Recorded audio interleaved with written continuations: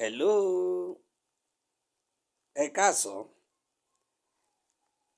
Mo kí yín níbikíbi tẹ́ wà. Mo kí yín nílé, mo kí yín lóko. Bẹ́ẹ̀ ni mo kí ẹ̀yin èrò ọ̀nà. Mo kí yín. Ẹ káàbọ̀ sórí ètò yín, ètò wa Báyé ṣe ń lọ. Báyé ṣe ń lọ kò yé wa mọ́. Báyé ṣe ń lọ kò yé wa tó. Ẹ̀yin tèmi, èmi náà ni o.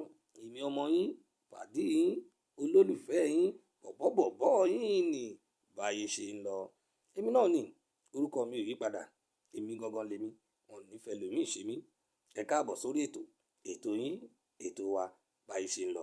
Ṣẹ́rí bẹ́ẹ̀ ṣe ń wọlé yìí, mo fẹ́ kẹ́ máa bá mi pín ètò yìí kó délé, kó dóko, kó dé èrò ọ̀nà, kó dé ibi tí àwọn gbogbo ọmọ Yorùbá tán wà. Ṣẹ́rí ètò yìí, a fi ń gbára wa níyànjú ni. Bẹ́ẹ̀ ni a fi ń jára wa sí bó ṣe ń lọ ni. Àwọn mi ò wọ́n wà, wọn ò lé àǹfààní láti lọ sórí social media. Bẹ́ẹ̀ ni gbogbo ohun tó ń ṣẹlẹ̀ lórílẹ̀‐èdè yìí wọn ò kì í fi hàn wọ́n lórí tẹlifíṣàn, ìyẹn amóhùnmáwòrán. Bẹ́ẹ̀ ni wọn ò ní fi ìròyìn, wọn ò ní fi sí wọn létí. Bí òṣèré àwa kọ̀ọ̀kan tá ń jára wa sí báyìí, ó lè mọ bó ṣe ń lọ. Ẹ̀yin èèyàn mi, lórí ọ̀rọ̀ orílẹ̀‐èdè location 419 náà ni o. Ìṣẹ̀lẹ̀ burúkú kan ń ṣẹlẹ̀ lọ́tùn, ń ṣẹlẹ̀ lósì. Ẹ̀yin èèyàn mi lórílẹ̀‐èdè Yorùbá nation, kò yẹ kó rí bẹ́ẹ̀ o.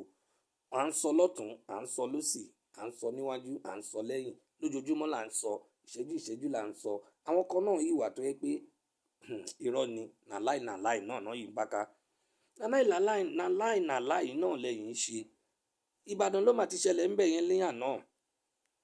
Ṣó yẹ kó rí bẹ́ẹ̀ lójú òpópónà Ìbàdàn express sí Èkó. Èèyàn tó gbé lọ kì í ṣe mẹ́rin, kì í ṣe márùn-ún.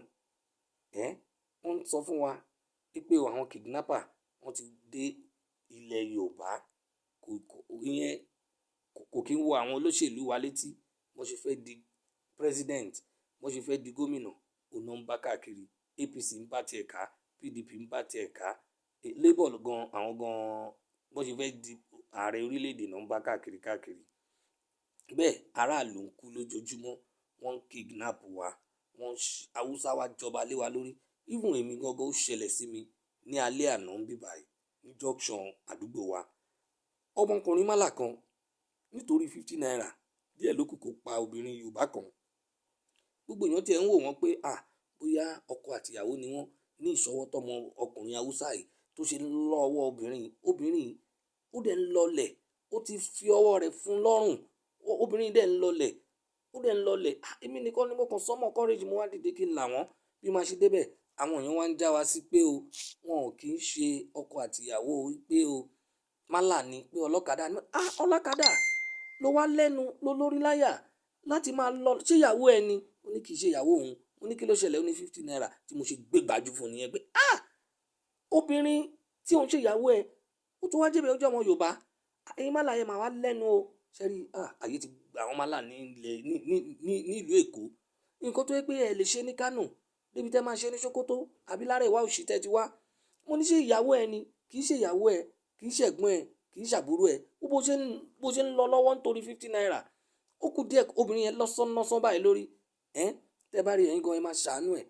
Ọmọkùnrin málà yìí tí ń bá súnmọ́ ìsídà kó kan ọwọ́ arábìnrin yẹn àbí kí obìnrin yẹn kó sèmí kó wá filẹ̀.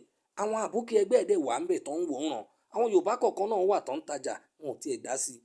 Ṣẹ́rí ibi tá ń lọ lórílẹ̀‐èdè yìí àwọn Haúsá wọ́n ti wá kó wa láyà jẹ.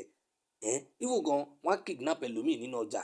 Kò sí ẹnì kankan tó máa sọ pé ibo lẹ̀ ń lọ, kí ló dé tẹ́ fi mú un. Ṣẹ́rí àwa Yorùbá mi ò lè wá kú kò lè jó iyele bàbá ẹ̀ olóúnjẹ káwa Yorùbá máa wà lẹ́yìn. Haúsá kan ní ibi tí Haúsá mẹ́wàá bá wà, ìwọ Yorùbá kan ò lè wá na Haúsá kan kí àwọn Haúsá ẹgbẹ́ kan máa wò ẹ́ níran. Even Ìgbò ẹ lè wá bá Ìgbò ẹyọ kan jà láàrin Ìgbò mẹ́wàá, but kí Yorùbá pé 100 kí málà máa bá ẹyọ kan jà nínú wọn máa wò ó ràn ní pé ìkú ránṣẹ́. Ẹ̀yin Yorùbá ẹ má jẹ́ a máa ṣe báyìí mọ́, kò dáa. Ìwà burúkú ni ìwà tá ń wù nìyẹn tí málà tó fi wọlé sí wa lára tán. Àwa náà la máa ta nǹkan ní wa fún Ìgbò nílùú Èkó, nílùú Ìbàdàn, nílùú Ògùn. A máa ta property wa fún wọn. Tá bá ti ta fún wọn tán, a tún máa dúró pé a tún fẹ́ gbowó lẹ̀. Owó lẹ̀ òṣìwò lẹ fẹ́ gbà. àní ẹ má ta nǹkan yín, no, ẹ tiẹ̀ má ta mọ́ ni. Ẹ má talẹ̀ fún Igbo mọ́, ẹ má talẹ̀ fún Hausa mọ́, ẹ má lease ẹ̀ fún wọn. Tẹ bá lease ẹ̀ fún wọn bóyá ọdún kan, ọdún méjì ni, àwọn náà ti mọ̀ pé after 2-3 years wọ́n á tún renew ẹ̀. Tẹ bá dẹ̀ ṣe mọ́, ẹ má gbalẹ̀ yín lọ́wọ́ wọn ni. Kì í ṣe pé kí ẹ máa wá talẹ̀ fún wọn, kí ẹ máa talé fún wọn, kí ẹ máa tọ̀nà fún wọn, káti gbà wá dogun. Tó bá wá yá ẹ wá sọ pé o Yorùbá kan o àbí Igbo kan o àbí Hausa kan o. Kò dáa. Ẹ̀yin Yorùbá, ẹ jẹ́ ká jí gìrì, ẹ jẹ́ ká máa support ara wa. Wọ́n ní tí ejò bá ní ìmọ̀ ọ̀rọ̀ Yorùbá yẹn sọ, wọ́n ní wíwọ́pọ̀ ejò kì í jẹ́ kí ọmọ ejò kó jẹ̀yà. But ìgbà àwa Yorùbá, even ká pé millions, ìkan ò bá máa jẹ̀yà, a máa wòran ni. Àwọn nǹkan mọ̀, ẹ jẹ́ ká mú kúrò lọ́rọ̀ wa, ẹ jẹ́ ká gbárùkù tira wa. Ètò Yorùbá nation yìí, ẹ jẹ́ ká jáde, ká tú gìrì, ká tú yàyà, ká jáde lọ́jọ́ tí wọ́n bá sọ pé a fẹ́ ṣe mega rally, ká jà fúnra wa, ká gbára wa lọ́wọ́ olóṣèlú. Àwọn olóṣèlú yìí, wọn ò rí tiwa ro. Ẹ wo mi ń pa wọ́n káàkiri, kidnapper ń kidnap àwọn èèyàn, wọn ò rí ti yín rò. Ọ̀rọ̀ bọ́n ṣe fẹ́ di ààrẹ orílẹ̀-èdè ni gbogbo wọn bá káàkiri. Ṣé ìyẹn náà ń bá wọn sọ ni? Adẹ̀ní kẹ́ jẹ́ àdúró ẹ nírọ́, ẹni dandan ká máa ṣe wọ́n Nàìjíríà. Ẹ̀yin Yorùbá yìí ni mo wá já sí o. Ẹ jáde, ẹ tú yáyà. Kò sí nǹkan tó ń jẹ́ one Nàìjíríà mọ́. No more Nàìjíríà, no more one Nàìjíríà. Ẹ jọ̀ọ́, orílẹ̀-èdè Yorùbá wa yìí, ẹ jẹ́ ká jáde, ẹ jẹ́ ká tú gìrì. Yorùbá nation, no going back. Yorùbá nation, now. Ẹ ṣé.